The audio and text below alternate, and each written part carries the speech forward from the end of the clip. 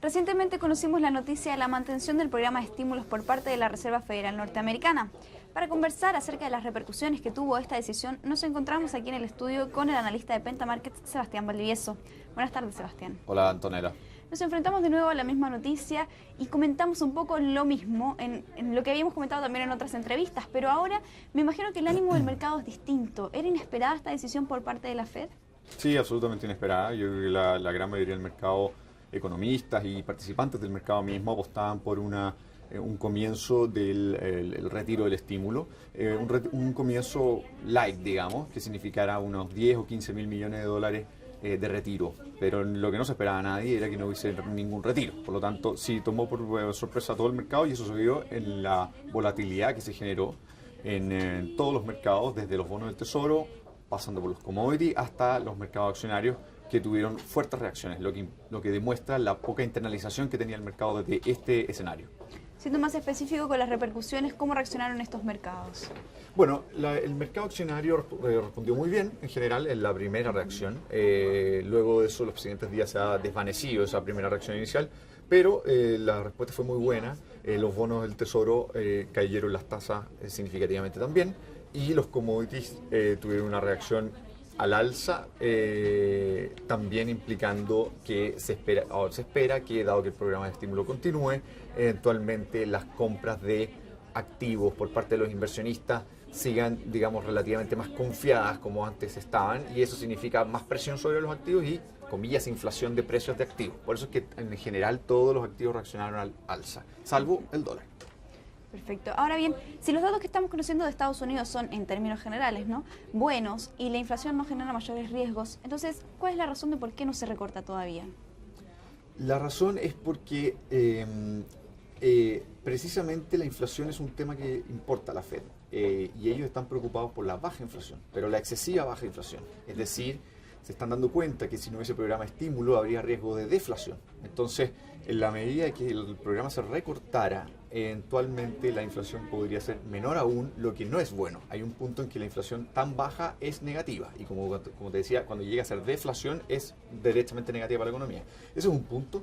Y el otro punto es porque la recuperación económica en Estados Unidos es sostenida, pero todavía relativamente débil. Y más todavía, hoy día en un mundo globalizado, la Reserva Federal, si bien no lo puede declarar abiertamente, pero ellos sin duda que están atentos también a cómo están las otras economías del mundo, es decir, cómo está Europa, cómo está las economías asiáticas, China, Japón, etcétera. Tienen que ocuparse de todas las otras economías, también tienen que tener una mirada. No es que se ocupen en realidad de ellas, pero ellos tienen una mirada. ¿Por qué?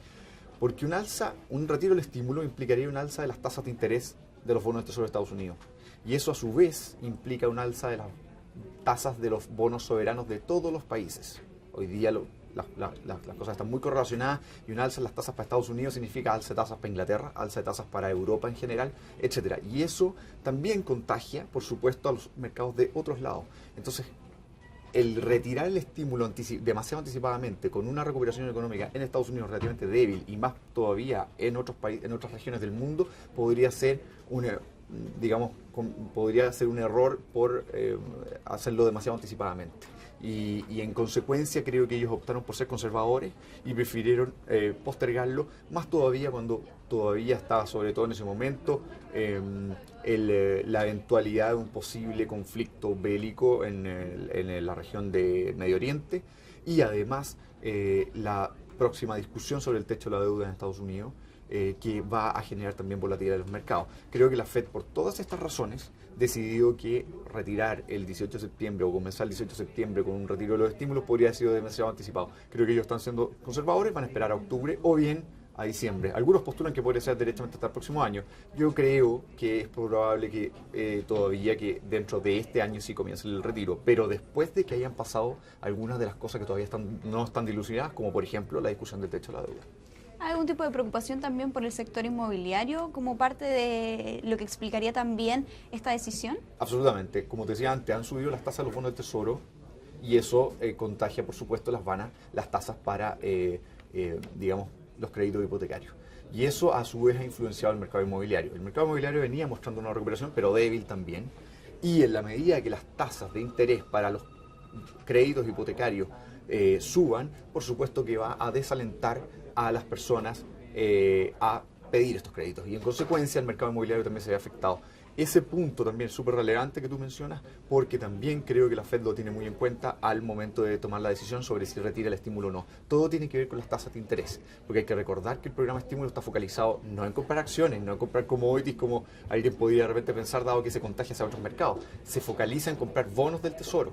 Y como las tasas bajan mucho, los inversionistas van a buscar a otros lados inversiones alternativas, y por eso es que suben las acciones, por eso es que suben los commodities, por eso es que suben los mercados emergentes en general, porque los inversionistas están buscando rentabilidades en otros lados, pero la Fed se focaliza en los bonos del tesoro. Entonces ese foco que tiene en ello implica que si es que dejan de presionar a la baja las tasas, y si hubiera una alza de tasas importante, contagia a toda la economía, partiendo por el mercado inmobiliario, por la alza de tasas hipotecarias. Un poco lo decías antes, Sebastián, pero entonces ¿podría ser octubre el deadline definitivo que podría tener la Reserva Federal, sobre todo tomando en consideración las declaraciones del presidente de la Fed de St. Louis? Yo creo que sí es posible. Por supuesto que es mucho más probable en octubre que en septiembre, que lo que era en septiembre, a pesar de que es mucho más fácil ver las cosas ahora que antes, pero la verdad es que, dadas las cosas que quedaban pendientes por resolver, como por ejemplo el tema de la discusión del techo de la deuda, sin duda que uno mirándolo hoy día puede decir era improbable que la Fed se la jugara, entre comillas, tomar el riesgo por empezar a retirar el estímulo antes de esta discusión tan relevante. Creo que una vez que haya pasado esta discusión, por lo tanto en octubre, sí es más factible que pudiesen hacerlo, aunque creo que también para tener algo de consistencia con lo que acaban de decir en septiembre, difícilmente van a volver a cambiar de opinión en octubre, entonces quizás la posteren para diciembre. Entonces, siendo realista, creo que es más probable, como te decía, en octubre, por el tema de que si ya va a estar un poco más despejado el tema del techo de la deuda, va a estar resuelto de alguna manera, pero, y se espera que positivamente. ¿Para qué decir si se resolviera negativamente? Es decir, si no llegaran a acuerdo, eso generaría tal debacle, o tal, mejor dicho, problemática en los mercados en general. Una pésima reacción generaría, sin duda alguna, generaría la posibilidad de que Estados Unidos por primera vez en su historia haga un default, y por lo tanto sería tan grave que la Fed obviamente no va a retirar ningún programa de estímulo, pero difícilmente va a pasar eso. Sin embargo, aunque se haya dilucidado positivamente ese conflicto, es probable que la Fed, para tener, como decía antes, algo de consistencia con septiembre, espere a diciembre para empezar a retirar. Perfecto. Y por último, Sebastián, para ir cerrando, ¿cómo cambiaría el liderazgo y las decisiones que tome la Reserva Federal una vez que termine el mandato de Bernanke? ¿Cuáles son también los que están postulando para poder ser candidatos? Y también cómo se explica la baja de Larry Summers. Bueno, la baja de Larry Summers tiene que ver, se dice mucho que tiene que ver con una fuerte oposición que empezó a tener los demócratas, el Partido Demócrata, a esta candidatura. Principalmente porque Larry Summers estuvo muy involucrado y fue un partícipe importante en la desregulación del sector financiero, que a su vez dio origen a la crisis financiera que vimos en el 2008. Larry Summers fue un actor muy importante y por eso tenía mucha, digamos, escepticismo en el lado demócrata. Por lo tanto, se estima que, y él mismo lo dice, mi candidatura genera conflicto y por lo tanto prefiero salir. Yo creo que hoy día existen varios candidatos, se habla de Timothy Geithner, se habla de Janet Yellen, pero sin duda que la más relevante y la más probable es Janet Yellen. Ahora, lo que yo creo es que independiente de quién llegue, pero creo que es probable que llegue Janet Yellen, no creo que haya un gran cambio de discurso en la Reserva Federal. Hay que recordar que Janet Yellen, si llegara, ella es la vicepresidenta de la Reserva Federal. Así que sin duda está muy alineada con lo que la Reserva Federal dice hoy. Por lo tanto, si alguien espera que vaya a haber un cambio de discurso, un cambio de mano muy relevante, creo que no lo va a haber, por lo menos durante el primer año, y creo que la Reserva Federal va a mantener más o menos su misma línea o curso de acciones que está teniendo hoy día, y en mi opinión, los primeros meses que vamos a ver de Janet Yellen van a ser relativamente muy similares a lo que está diciendo hoy día Bernanke. Y eso significa, lo más importante respecto al programa de estímulo, que el programa de estímulo va a terminar igual. Y eso no hay que, digamos, especular o fantasear con la idea de que esto va a seguir indeterminadamente, porque no va a ser así. Yo creo que cuando la tasa de desempleo llegue a 7% y por debajo de eso, es probable que la Reserva Federal finalmente sí decida empezar a retirar el programa de estímulo, y eso creo, como te decía, creo que se va a mantener tanto con Janet Yellen como con quien llegue. Creo que la continuidad del discurso de la Reserva Federal es muy clave, y eso, por lo tanto, va a determinar que el próximo presidente de la Reserva Federal no va a cambiar mucho el discurso. Excelente, entonces va a pasar sea quien sea que esté en el poder. Yo creo que sí. Muchas gracias, Sebastián, por esta entrevista. Gracias a ti, Antonella. Y muchas gracias a ustedes por acompañarnos una vez más aquí en Pulso TV. Que tengan muy buenas tardes.